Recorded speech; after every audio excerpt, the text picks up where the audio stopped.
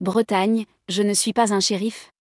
Face au cambriolage, ce maire patrouille la nuit dans sa commune. À Iffendic, petite commune rurale située à l'ouest de Rennes, une série de cambriolages touche depuis le début du printemps particuliers, artisans et commerçants. Face à l'inquiétude qui grandit, le maire patrouille désormais la nuit en voiture. Pour savoir ce qui se raconte dans un bourg, rien ne vaut de pousser les portes du troquet du coin et de s'attabler au comptoir. Mais quand celui-ci est fermé, la boulangerie sert aussi de lieu de causerie. Et dans celle d'Iffendic, Ille-et-Vilaine, petite commune rurale située à l'ouest de Rennes, on parle beaucoup en ce moment de cambriolage. Les gens ont peur, surtout les personnes âgées, et tout le monde fait attention, confie Laetitia, la gérante des lieux. Depuis quelques semaines, la petite bourgade de 4600 habitants ainsi que des patelins voisins font face à une vague inédite de cambriolage.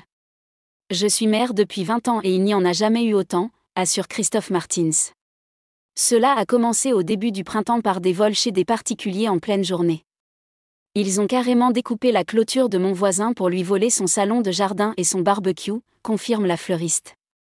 Les jours suivants, les camionnettes des artisans ont également été ciblées ainsi que plusieurs commerces dont la Petite Supérette, un salon de coiffure et la crêperie. C'était quasiment tous les 2 jours à un moment, indique Christophe Martins, qui a déjà été victime lui-même de 3 cambriolages et a dû installer un système d'alarme alors qu'il habite en pleine campagne. Avant, on ne fermait jamais sa porte à clé mais les zones rurales sont désormais aussi touchées que les villes par les cambriolages, souligne l'élu du parti radical de gauche. Je n'ouvre à personne le soir. Dans le bourg, cette inquiétante série de délits suscite beaucoup d'émoi. Comme chez ces 3 retraités qui profitent du soleil généreux de cette fin avril sur un banc. C'est triste car c'est très calme ici d'habitude mais là ça ne s'arrête pas, confie Odette. J'espère que les gendarmes vont rapidement interpeller les auteurs mais en attendant, je n'ouvre à personne le soir. Pour rassurer ses ouailles, Christophe Martins et quelques collègues élus patrouillent désormais la nuit en voiture dans les secteurs touchés. Je n'ai pas été élu maire pour ça et c'est beaucoup plus sympa de célébrer un mariage mais ça fait aussi partie de nos missions, indique-t-il. Christophe Martins n'entend pas pour autant se substituer aux gendarmes, accusés par certains habitants sur les réseaux sociaux de ne rien faire pour endiguer le phénomène.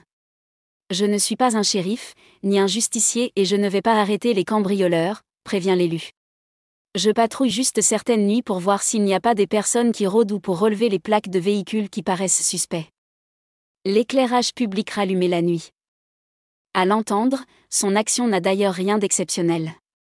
Je ne suis pas le seul maire à tourner dans son bourg la nuit, cela arrive souvent dans les petites communes ou à la campagne, assure-t-il.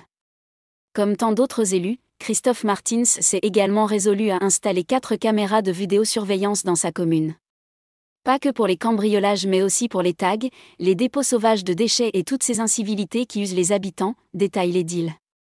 Dans quelques jours, il remettra également l'éclairage public la nuit qu'il avait coupé il y a plusieurs mois pour des raisons économiques et écologiques. Je ne suis pas persuadé que cela aura un effet mais si ça permet au moins de rassurer les habitants, concède le maire, qui aimerait surtout que cette vague de cambriolage cesse. Tout comme la boulangère. On a justement quitté Rennes il y a quelques années après avoir été victime d'un cambriolage donc on n'est pas venu ici pour revivre ça, témoigne Laetitia, qui croise les doigts, pour ne pas être la prochaine sur la liste.